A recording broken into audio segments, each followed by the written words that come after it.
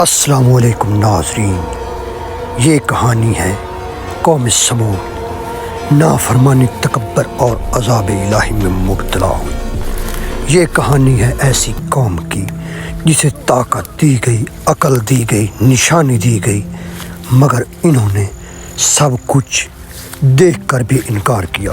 یہ کہانی ہے اس قوم کی جس نے پہاڑوں کو گھر بنایا مگر رب کے حکم کو ٹھکرا دیا۔ یہ کہانی ہے قوم سمود کی، یہ کہانی ہے قوم سمود پر عذاب کی۔ قوم سمود عاد کے بعد جزیرہ عرب کے علاقے الحجر میں آباد تھی۔ یہ قوم ذہنی طور پر چالاک اور فنی اعتبار سے بے مثال تھی۔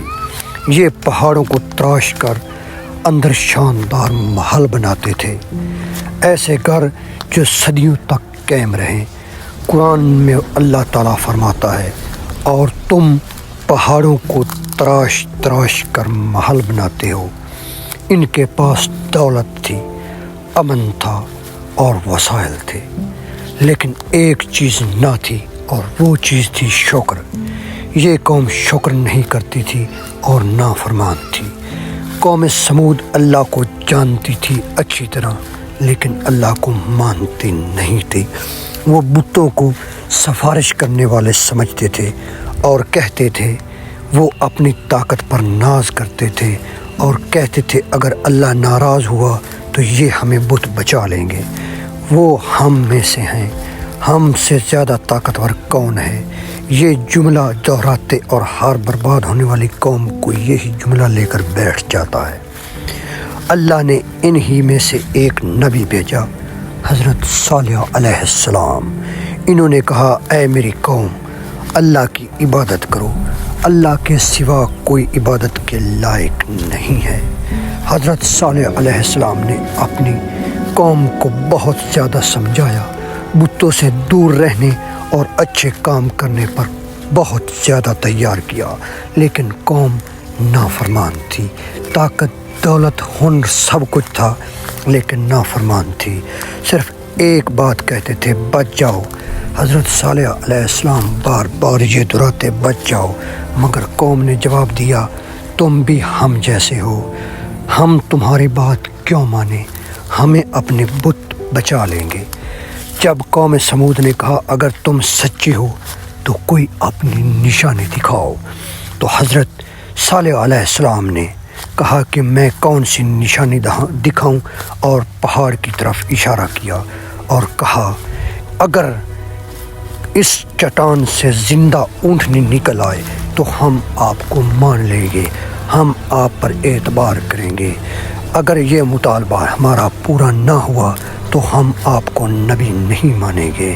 یہ مطالبہ ناممکن لگ رہا تھا، مگر اللہ کے لیے نہیں۔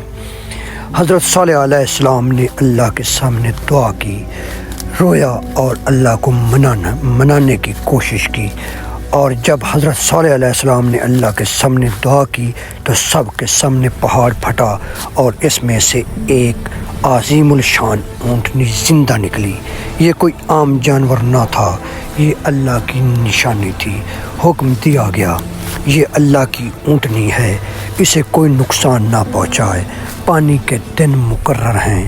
کچھ لوگ ایمان لے آئے، مگر اکثریت ضد پر اڑے رہے اور نافرمان رہے۔ اونٹنی ان کے لیے بوجھ بن گئی۔ وہ کہتے، یہ ہمارے پانی پر قابض ہے۔ آخر کار قوم کی بدبختی نے انہیں اونٹنی کو مارنے پر مجبور کیا اور اللہ کی نشانی کو قتل کر دیا۔ وہ لمحہ تھا جہاں زمین پر اللہ نے عذاب بھیجا اور قوم سمود تباہ و برباد ہوئی۔ حضرت صالح علیہ السلام نے کہا، اب 3 دن آپ کے پاس ہیں، ان 3 دنوں میں آپ جو کرنا چاہتے ہیں کر لو، جو مزہ لینا چاہتے ہیں لے لو، جہاں جانا چاہتے ہیں چلے جاؤ۔ اللہ آپ پر عذاب نازل کرے گا اور یہ بت آپ کو نہیں بچا سکیں گے۔ اب 3 دن تک اپنے گھروں میں جو مزے کرنے ہیں کر لو۔ قوم ہنسی اور مذاق اڑایا اور کہا، لے آؤ عذاب جو آپ کے ہاتھ میں ہے۔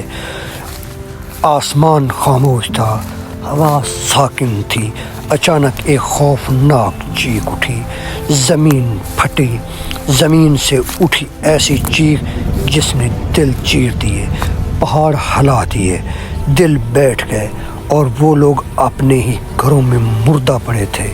قرآن کہتا ہے اور پھر ان پر زوردار چیخ آئی اور وہ اپنے گھروں میں اندھے پڑ گئے، انہیں جان سے جانا پڑا، اور وہ محل جو پہاڑوں میں تراشے گئے تھے خاموش کھڑے رہ گئے، نہ کہہ کے، نہ غرور، نہ زندگی، صرف صبر۔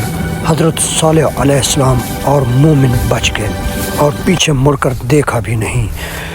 قوم سمود تمام کی تمام تباہ و برباد ہو گئی اور تمام کھنڈرات ہو گئے، ان کی قوم غرق ہوئی۔ حضرت صالح علیہ السلام اور مومن زمین پر اپنا راج کرنے لگے اور لوگ حضرت صالح علیہ السلام کا سچا نبی ہونے پر ان پر اعتبار اور ان کی فرم برداری کرنے لگے۔ اب سمود نہ طاقت بچا سکی، نہ عقل بچا سکی، نہ پہاڑ بچ سکے، کیونکہ اللہ کا حکم آتا ہے تو کوئی دیوار، کوئی دلائل، کوئی طاقت، کوئی کام نہیں آتی۔ یہ کہانی ہمارے لیے ایک سبق آموز ہے۔ ہمیں اپنے نبی کریم علیہ الصلاۃ والسلام اور اللہ تعالیٰ کے احکام کو ماننا چاہیے اور ہمیں اچھے کام کرنے چاہیے۔ امید کرتا ہوں کہ آپ کو آج کی داستان پسند آئی ہوگی۔ اگر داستان پسند آئی ہے تو ہمارے چینل کو لائک اور سبسکرائب کر دیں۔ تھینک یو، اللہ حافظ۔